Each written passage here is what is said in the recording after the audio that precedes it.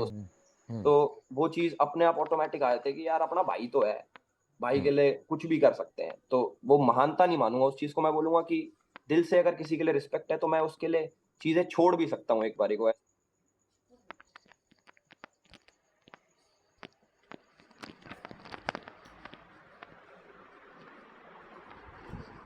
ऐसा नहीं है कि मुझे चाहिए, उसको ना मिले, ऐसा नहीं। वो वाला फैक्टर खत्म हो गया। ऐसे कि अगर उसे मिल रहा है और वो डिज़र्विंग था भी, तो मैं बहुत दिल से खुशी-खुशी ले लो, भाई तो है, क्या बात हो गई? ऐसा। That's it, absolutely very good. के आगे दुनिया और भी है, तुमने ये भी कहा था कि इसके बिल्कुल। आगे और भी दुनिया है, कि हम सिर्फ एक ट्रॉफी को लेकर के ही नहीं कर सकते। एंड यू ऑलवेज लाइक अभिषेक भी, के भाईचारा on top and that was great. ये भी तुमने एक और सवाल मुझे अपनी बात में ही दिया, ये दिया कि मैं थोड़ा लड़कियों वड़कियों के साथ कम हूँ, शर्मीला सा हूँ। इतने शर्मीले कैसे हो? सामने से लड़कियां ऑफर कर रही हैं, बात करना चाहती हैं, तुम बैठ के बात भी नहीं कर पा रहे हो? ऐसा क्यों? नहीं, मैंने खूब बात करी है, मैंने जिया से बातें करी हैं, मैंने मनीषा से भी, मतलब उसको थोड़ा, उसका वे अलग था बात करने का, बट जिया, उस उसका तो क्रेडिट जिया को जाता है कि जिया ने तुमसे बात कर ली है इतना सुनने के बाद भी। ये अच्छी लड़की है यार, जिया भी ना। जिया से बात करी मैंने, पूजा जी से बात करी, वो भी लड़की हैं, वो कोई एज में बड़ी नहीं हुई, एज एज से बड़ी हैं, वैसे दिल से वो मेरे से भी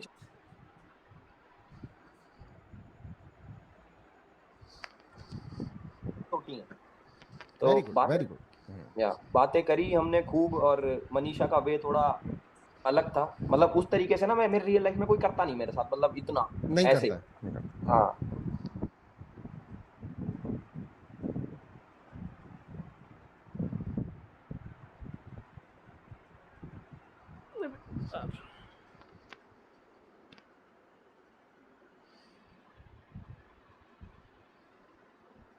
नहीं अच्छा लगता है।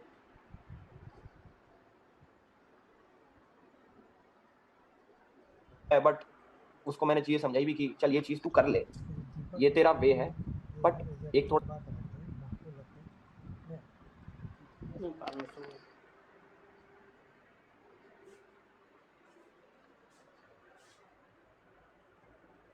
कि मैं पूछ लूं? बोलिए अगला ये सवाल है, ये भी सिस्टम भाई, सिस्टम। सिस्टम है। तो ये कि आपके फादर जब आए थे, और he was very grounded man, professor साहब जब आए थे, तब उन्होंने मनीषा को एक तो वो एग्जाम्पल दिया था, लकड़ी और वो वाला हाँ। चद्दर वाला। और साथ में उन्होंने ऐसा बार बहुत कंट्रोवर्सी हो रहा था, सब लोगों ने यहाँ पर क्लियर करने की, आपकी टीम ने भी क्लियर किया था और आपके फादर ने भी क्लियर किया था, मीडिया पहुंची थी उन तक। ये एक वर्ड यूज किया था उन्होंने, फूअड। फूअड मतलब बिलो द बेल्ट जाके चीजें कर रही हो, वो उसके बारे में क्या कहना चाहते हो? ऐसा उन्होंने मनीषा को कहा, इसको थोड़ा प्लीज बताओ मुझे।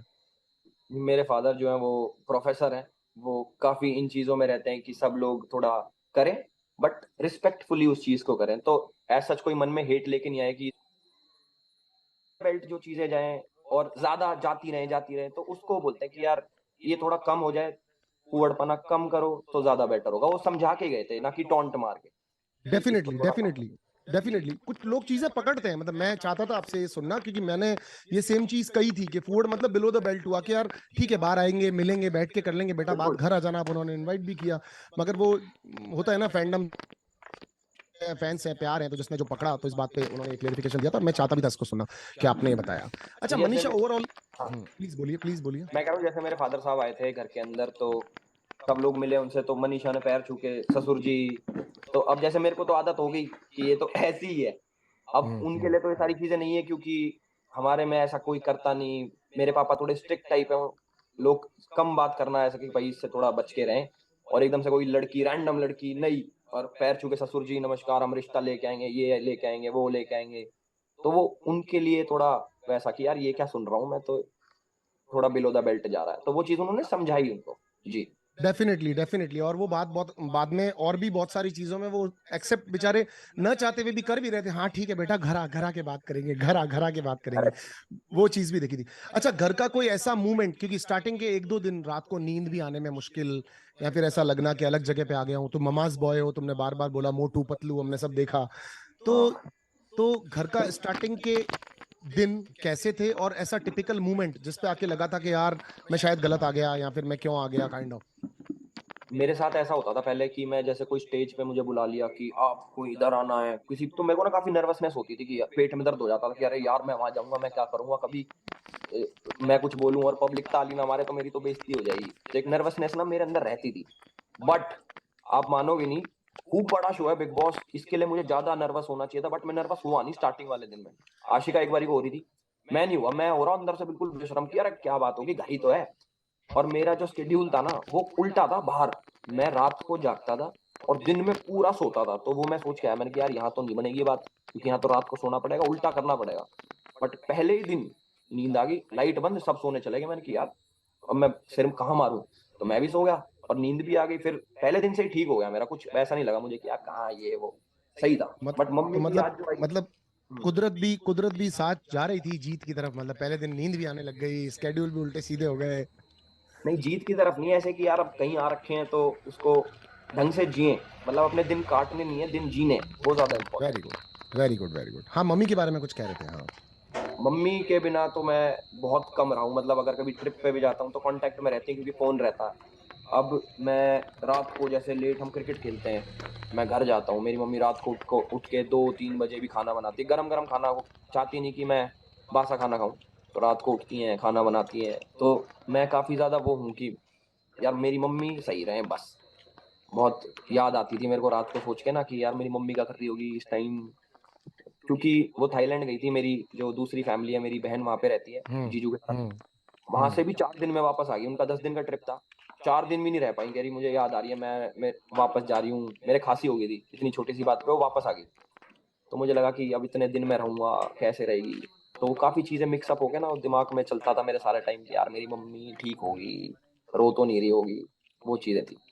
डेफिनेटली जियो सिनेमा को थैंक्स। और जियो सिनेमा के ऊपर तो आप देखो कंटिन्यूसली, मतलब आप लोगों ने क्या माहौल बना के रखा, मजा आ गया। मतलब डे वन पुनीत की एंट्री से लेकर के टिल दी एंड लोगों ने अपनी आंखों के नीचे काले घेरे कर लिए। आप ट्रीटमेंट्स करवाएंगे क्योंकि आप लोगों ने कंटिन्यूस जो इन योर लैंग्वेज सिस्टम पे सिस्टम किया है वो बहुत जबरदस्त था।